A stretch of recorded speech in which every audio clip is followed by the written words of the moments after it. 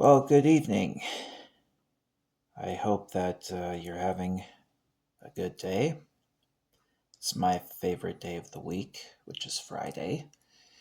That's because I was born on a Friday, but I digress. So, I have been battling semantics for the last few days because, as I described what a kit bash is, it's kind of taking pre existing parts and making something new. But I realized for this most recent build that I chose for this video series, I realized that I got a little bit ambitious and I ordered a whole slew of, 3D printed kind of boutique crafted artisan parts. And I thought to myself, well, is that truly a kit bash? Because at the end of the day, the only real piece I'm going to use potentially is just the head sculpt. So is that really a kit bash? So thought for this video I might demonstrate how I chose um, and crafted um, this Batman, my most recent Batman kit bash, and I wanted to talk about capes because the actual cape I'm going to use for this build got in today. I'm expecting a 3D printed utility belt tomorrow. Basically, from here on out, I'm going to start receiving more parts as the month of September, not August, September, kind of goes on. So the last part I think I'm going to get on the 29th.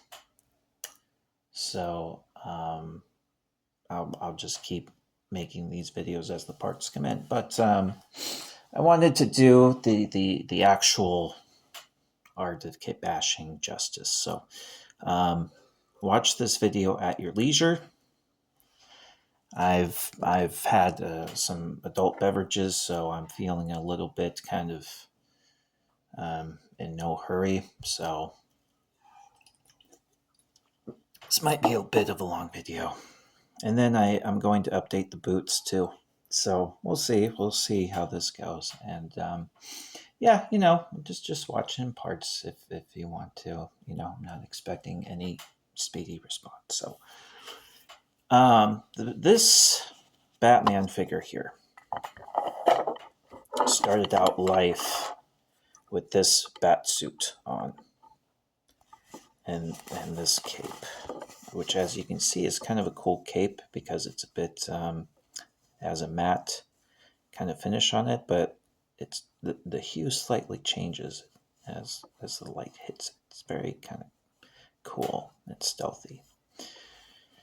But there's rubber texture on this suit, and it began to fray.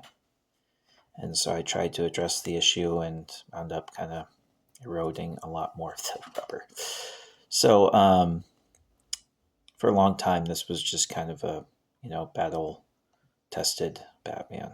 But what happened is I ordered a new bat suit from a supplier online on eBay, and they will also be making the bat suit for our new build. This one will have the all black logo, and it'll look pretty cool, but it'll essentially be the same bat suit. But I decided to take a risk and take this bat suit off the figure and put this new one on with the classic Silver Age logo.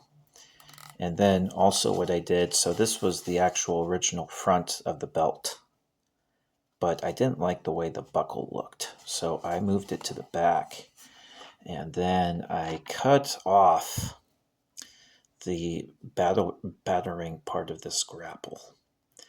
And I super glued it to the front here, and then I painted it bronze. And then I took some metallic violet paint. And I painted, these were already blue, but I painted them kind of a chrome blue. So it looks kind of metallic, a lot more metallic. And then this Batman figure here originally had this cape and this head. And I liked the sculpt of this figure, but I didn't like the head, or I didn't like the, I liked the head sculpt, but the figure had limited articulation. It was very basic. It's a bit of an older figure, so, you know, it was more of a statue with articulated parts than anything else. And I thought, man, this is a nice head sculpt, and this is a nice cape. These are kind of going to waste. Now, while we're on the subject, so this is what is known as a wired cape. So this cape actually has a wire in it. It's bendable. It's sewn into the hem here.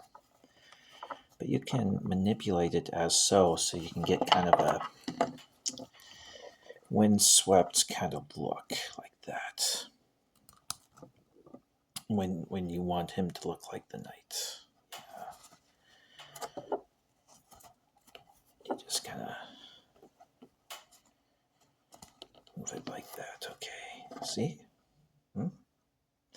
Now this is what's known more as a draped cape, because it doesn't have a wire. It just kind of hangs loose.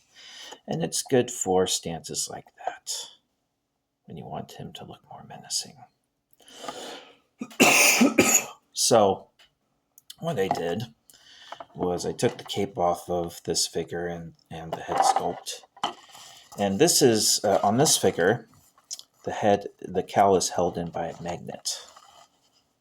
So there's one, then there's that one. So they just kind of click on like that. And so I took that off. And this piece was sewn onto the cape. This plastic part here. And I actually took this off because this is actually going to potentially be a piece I'm going to use on our current build. If I have to kind of make a makeshift cowl, I can just kind of cinch it on the suit and have the cape go around it. And it adds that separation between the neck and the torso that the cowl would have. So I ordered a 3D printed cowl for this newest build, but if that doesn't work out, I might just have to make a makeshift end of a cowl out of this. So I'm going to set this little tiny spacer piece aside. So I took the drape cape off, right? I put the wired cape on, like that. Yeah. Then I put the cowl back on, and I was like, okay, maybe we're getting somewhere. But this is kind of, this head sculpt is modeled after an older Batman. So I replaced it with this head sculpt and hit it with some of that violet paint, that metallic paint. And this is where we ended up. Look at that, kind of a very 70s style suit. Yeah. A lot more unique for sure. I like it. That's where that kit bash ended up, and that's a kit bash in the true sense of the word. All right, yeah, and you can make it look like the wind is really catching this, like, you know, like, yeah, like you got a bad draft of something. Yeah, so, and then although it didn't make complete sense, what I did was this Batman figure here, which is a tremendous Batman figure. This is probably the best Batman figure I own. It's not my favorite, but it's probably the best.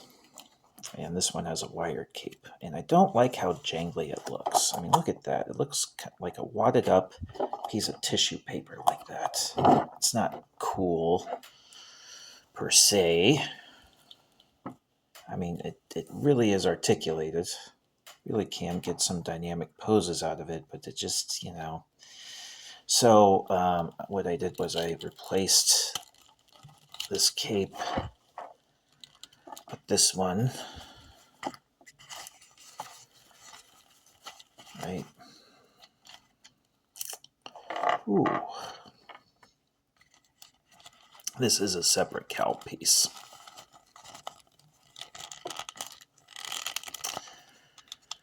And you get that. Ooh, yeah. All right. See, I thought the colors don't match, but I thought it looked kind of cool. This is the suit he wears when he wants to get Catwoman's attention. Yes. Yeah. He has those come get me eyes. Yeah. But, sorry.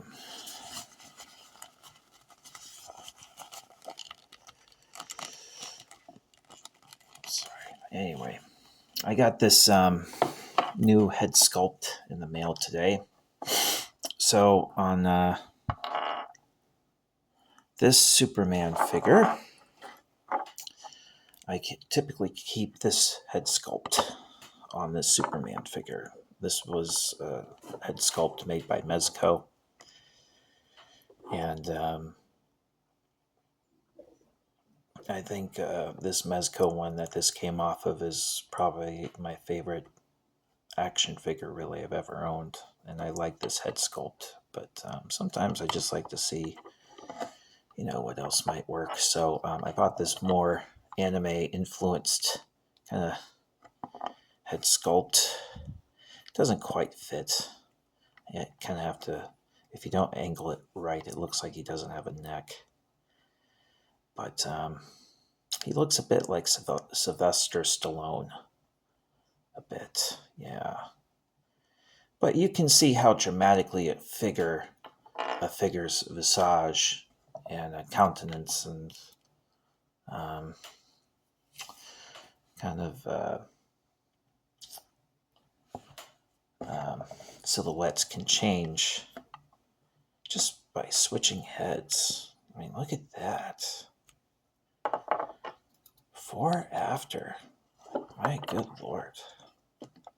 What a dramatic difference that makes, right? Am I crazy? Huh? Am I crazy? Huh?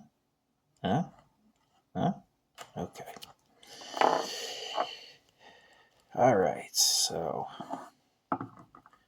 anyway, so this cape that I got, I'm going to give you an example. So this is that 1989, that Chinese knockoff Batman figure I bought. And as you can see, the cape has this kind of texture, but it's ribbed, and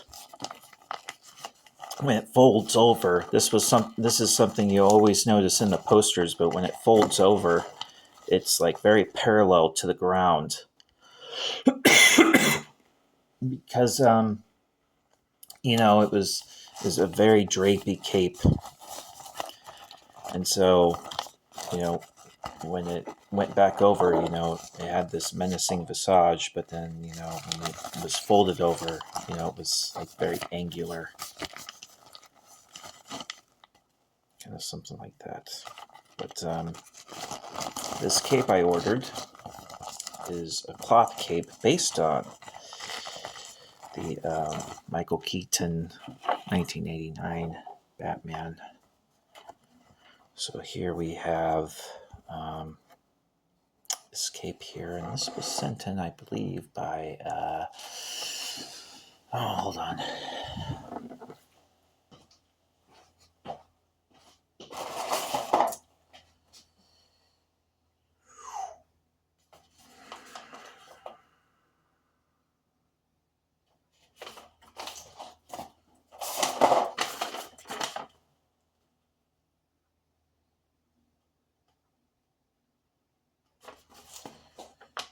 This was GPS Lot. If I'm saying that correctly, I think that was the person or the entity that made this. I'll have to double check, but I want to do my due diligence here. But on this eBay order, it says GPS Lot. So, anyway, it's a very beautiful cape. Has a very nice black texture. It feels like it's made more out of nylon, but it's stretchy. And these hemlines are very just beautiful, very, as you can see, it's very consistent. Just no missing stitches. And it's segmented.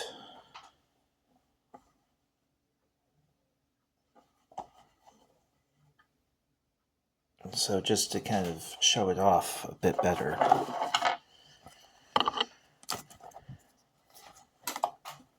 so this is kind of how it sits on the figure.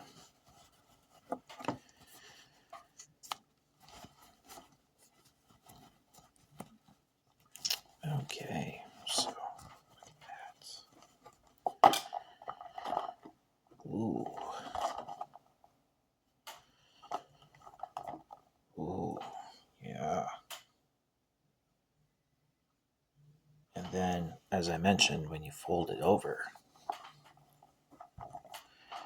it's very parallel. Look at that. Yeah, just like it should be. But here's a really cool.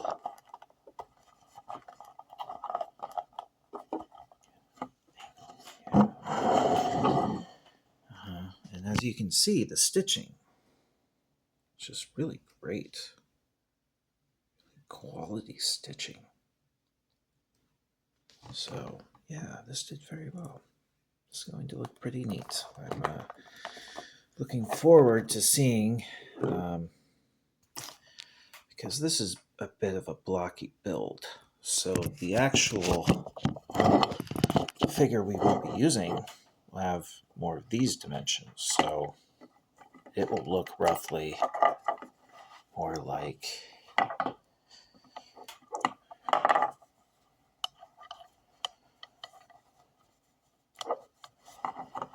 on the figure we're going to use and the builder we're going to use. Something more like that. Potentially. Yeah.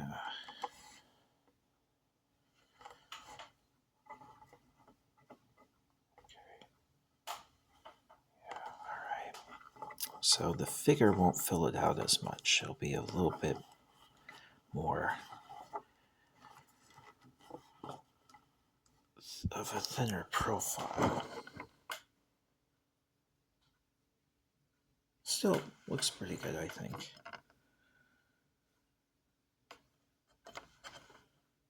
So we'll see what happens. Hold on. So it will have this head sculpt. Ooh, hoo, hoo, hoo. So that's probably close to where we are going to end up, right there.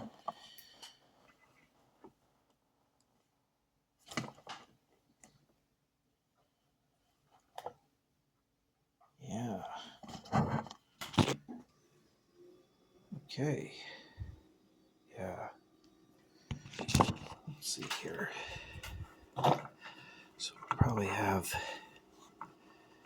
Oh, that'll be interesting. So I was planning on sewing it down on the costume.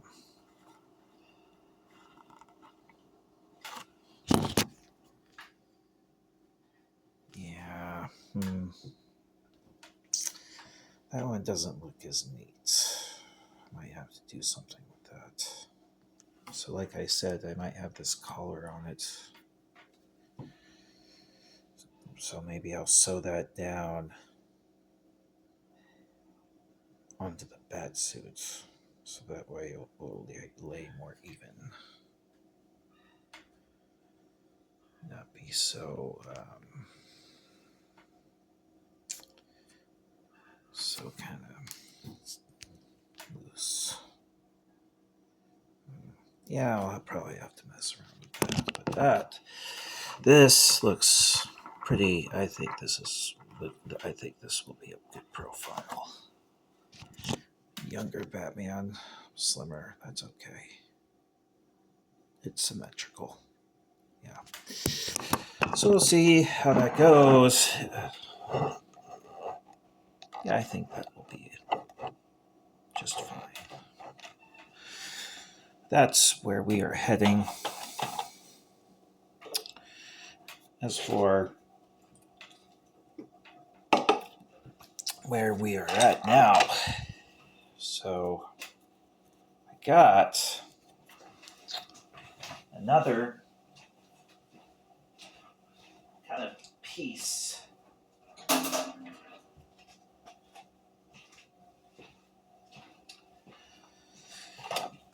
So this is the part where things really get crazy.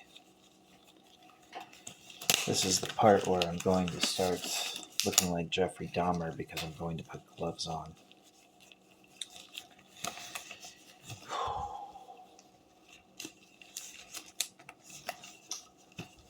Okay. Oh, all right. The area is not, I repeat, not sterile. Surgery is about to begin. Let's hope the operation goes well. But I got some of this really cool, sexy, metallic black paint. And I wanted to maybe spruce up the cowl and the boots. So what I'm going to do is I'm just going to squeeze a bit on some paper. Oh, oh boy. I could make a dozen Michael Scott jokes right now, but I won't. But there's kind of that wasn't as much as I intended, but that's what we got. And I'm using a wet brush. Okay, so I'm just going to lightly dab. All right, we don't want to smother. In fact, I'll take a little bit off. But just want to go really light. Okay, so these boots are already pretty dark. We're not going to really be concerned with getting the whole boot covered, because I plan on using two coats. So we just want to build up that first coat, kind of like that. And we'll see if anything really glossed the boot. But we'll see when it dries if it added any metallic kind of texture. Or not texture, but any kind of metallic kind of essence. What's the word I'm looking for? Radiance. No. Reflectiveness. Any metallic flaking. I'll use that term.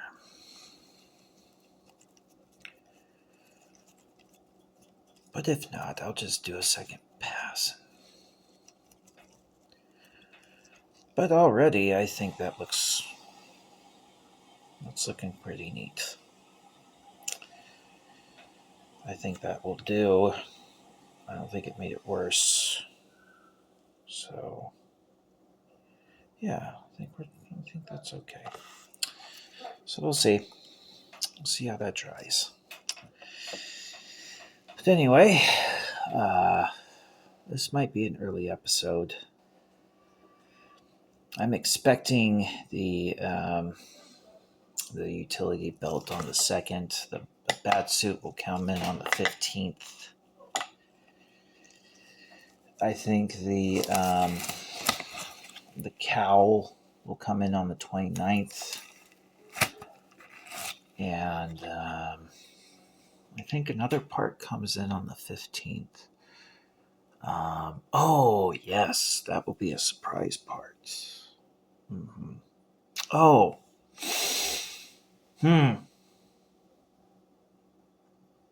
that brings me to another subject.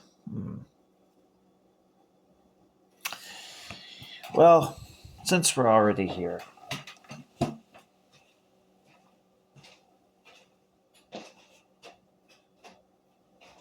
so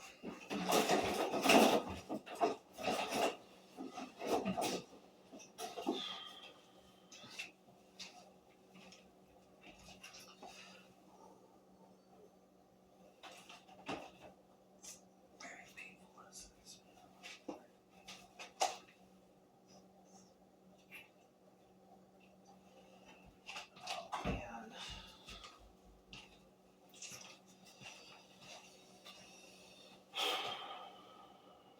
Okay, so life is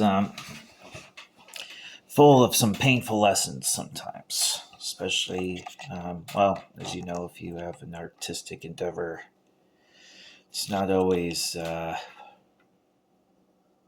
most comforting of endeavors. So, these gauntlets on the arm, so they slid on great, but they were a bit too big. They swallowed the forearm completely. I'm sorry. So as you can see, they swallowed the forearm completely. So, and so when you bend the arm, you see, it just doesn't, it really stretches. I mean, it's not terrible, but it's not great. You would want that to be a bit better. And so, back in the day, what I would do, this was, me like 10 years ago, what I would do is I would get a piece of sandpaper like this, and I would try to sand it down. I might spend an hour doing that with very fine grit sandpaper.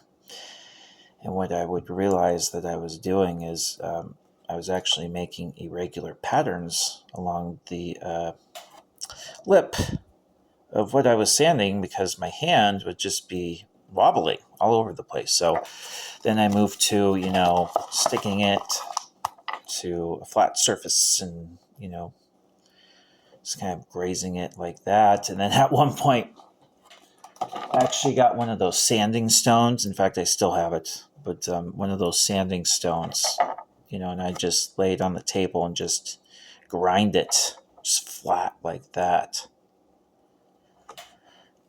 because it was level. But doing that kind of work really chewed up my fingers. I developed some really grainy calluses at times doing stuff like that, and then I'd have to go into work the next day thinking that maybe they thought I was engaging in some extraneous activities outside of work, so to say. But if they only knew that I was actually kit bashing, who... Anyway, I digress. So, as I've gotten older and as I built resources, I've actually, the people who make the capes and the head sculpts and, do all the 3D printing, they have really made my life a lot easier because, I no longer have to go through so many hoops just to, get towards what I'm after. I can almost find it now, which is really cool. And I hope that's always the case. Might not always be, who knows how these tariffs are going to hit us, but it's been great to not have to, just to have the ease that I have had.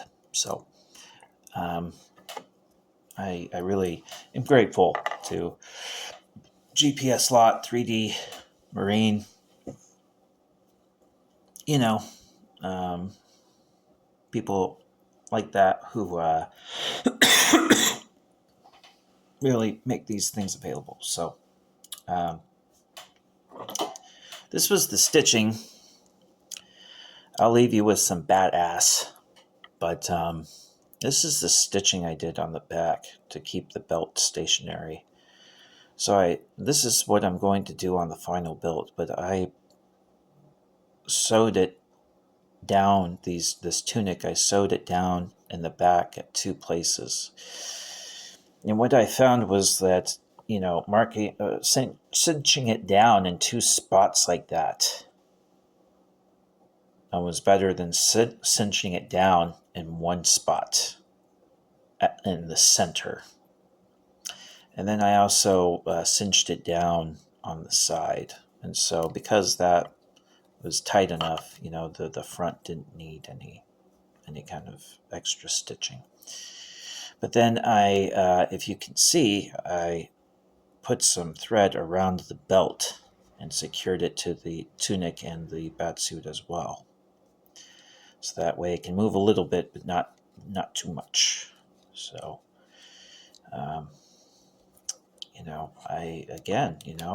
I've only been sewing for a year, so,